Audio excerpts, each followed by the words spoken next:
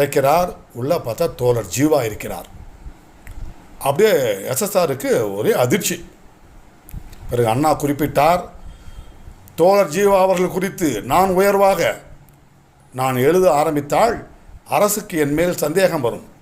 ஆகவே தான் தோழர் ஜீவா அவர்கள் குறித்து கடுமையாக நான் விமர்சனம் செய்து எழுதினேன் என்று சொன்னால் அதுக்கு அர்த்தம் உண்டு என்று கூற, அடுத்ததாக தோழர் ஜீவா அவர்களை லட்சிய நடிகர் எஸ்எஸ்ஆரிடம் ஒப்படைத்து இவரை பத்திரமாக பாதுகாக்க வேண்டியது உன் பொறுப்பு என்று அண்ணா தன்னுடைய கட்டளையை இட்டார் என்று சொன்னால் இதுதாங்க பேரறிஞர் பெருந்தகை அண்ணா அவர்கள் என்பதை கூறி, உண்மையான கம்யூனிச தலைவர்கள் இதை உணர்ந்து எவ்வாறு செயல்பட வேண்டும் என்பதை உணர்ந்து களத்திற்கு வர வேண்டும் என்று வேண்டி கேட்டு விரும்பி விடைபெறுகிறேன்.